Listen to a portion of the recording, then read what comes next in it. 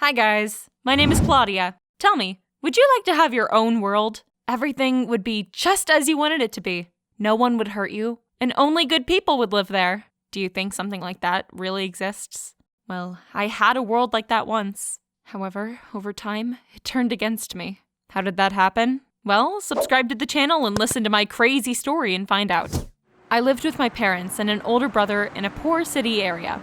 We had a small house that was falling apart from old age, but my dad couldn't really fix it because he was way too busy looking for odd jobs. Yeah, our family was really poor. My father was constantly tired, and my mother wasn't happy with her life. Our parents took it all out on my brother and I. I can't remember my mom ever saying something nice to me, or my dad buying even something as simple as a box of chocolates for us. My brother was also growing up angry and cruel because of how they treated us. He was always calling me names and making me do his chores around the house. I dreamed of running away from home, but if I did, I'd have nowhere to go, so I just had to endure it. At school, I was also an outcast. I was always poorly dressed, and I couldn't afford anything cool. That's why my classmates just kind of avoided me and didn't accept me into their groups. The only person who supported me was my best friend Naomi. Her situation with her parents was almost exactly the same as mine. So Naomi knew just what was going on in my life, and she was always there for me. I could complain to my friend about my life and feel better about it. One day, she told me she found a new hobby. She'd gotten hooked on a game called The SIMS. You probably know the one. But for me, that was something entirely new. Naomi showed me how she was building her own world and playing a character. She made it look just like herself. It was so cool! I immediately wanted to try it out. I had an old laptop that I'd gotten from my brother. So I installed The Sims on it, and I started playing. I created a character that looked just like me. I also built our house, except in the game it was clean and cozy. I even created a cat that my parents had never allowed me to get. And, of course, I made my virtual mom, dad, and older brother. These parents were the best in the world. They never scolded me, and they were actually interested in my life.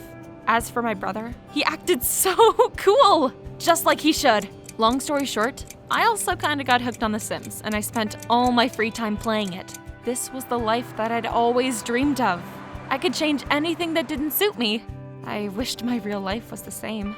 However, outside the game, all that was waiting for me was my gloomy house, eternally angry parents, and a school where I was shunned. And, well, that's how Naomi and I became big fans of The Sims. She showed me the world she'd built, and I bragged about mine to her. We could spend hours playing together and discussing our virtual lives. One day, she came running to me with some incredible news. There was a cosplay festival in our city, and some fans of The Sims would be there too. We immediately wanted to take part in it. But what kind of costume was I supposed to make? My dad wouldn't give me any money for it, and my brother definitely wouldn't help. I could only count on myself. So that's when I came up with the idea of how to make a simple costume that would look so cool. I found a large piece of cardboard in the backyard, and I got out my old paints. After a couple hours of work, my costume for the festival was ready. I'd drawn the blurry pixels that marked censorship in the game, and above my head hung the famous Sims Plumb Bob. I looked in the mirror, and I was so satisfied with how it turned out. When Naomi and I went to the festival, there were so many fans just like us there. It was awesome. Awesome to be surrounded with people just like us. My costume was a one of its kind, so I immediately attracted a lot of attention. People would come up to me and say I looked cool, and some would smile and twirl a finger at my temple. But I didn't care, because I liked what I was doing. However, when I came back home, my good mood vanished immediately. My mom greeted me and asked why I hadn't cleaned up my room. I said that I just hadn't had the time yet, and I would do it now. But she started scolding me instead for not helping her around the house at all. There was just nothing left of my joy anymore. My brother joined in with my mom and said that I spent all my time playing on the laptop, and I was basically a good-for-nothing. I hated him with my entire soul right then. And that's when my dad came back from work. He found out why I was being scolded and said threateningly, "We didn't give you your brother's computer to fool around." Then my dad took the laptop and said he would take it to a pawn shop. But no, my game was on that!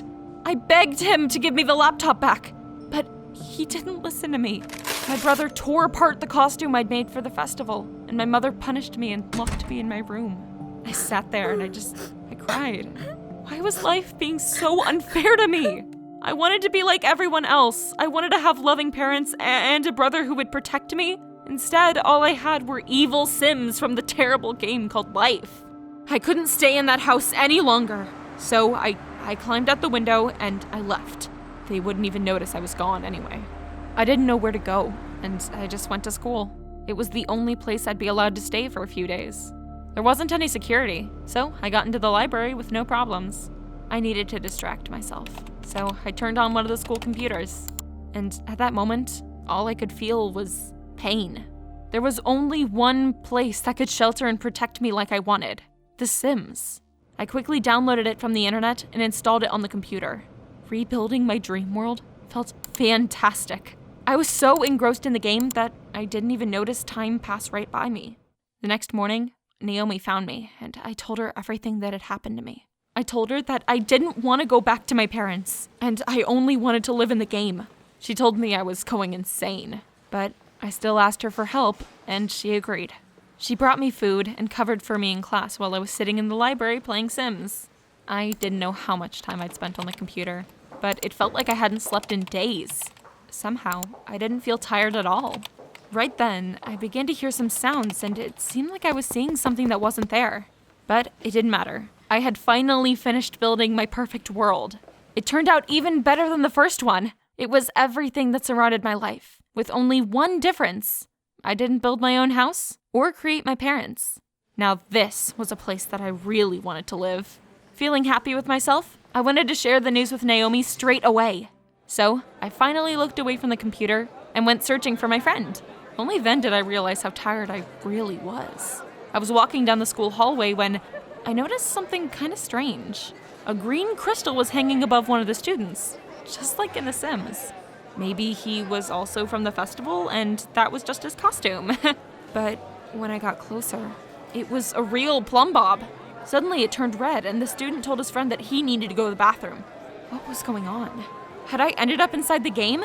I looked around and I saw several more people with crystals above their heads. It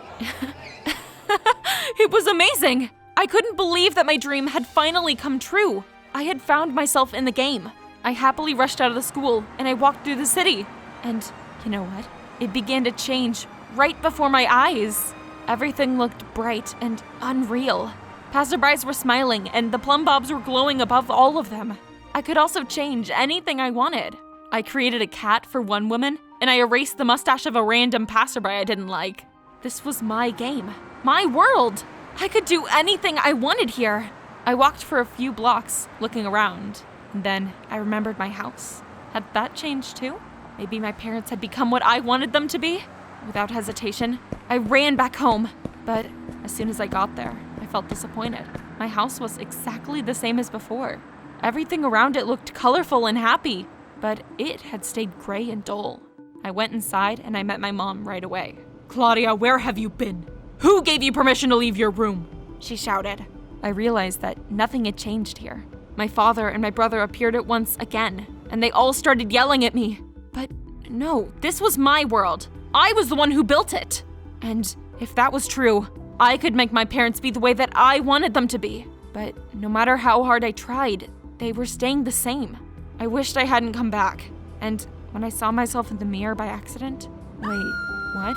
Above my head, a Sims crystal was glowing bright red. I got scared and I tried to brush it away, but it wouldn't go. That's when I got really scared. It turned out that I'd become a character myself and this wasn't my game anymore. I was terrified. I ran out of my house and down the street. The perfect world around me began to crumble.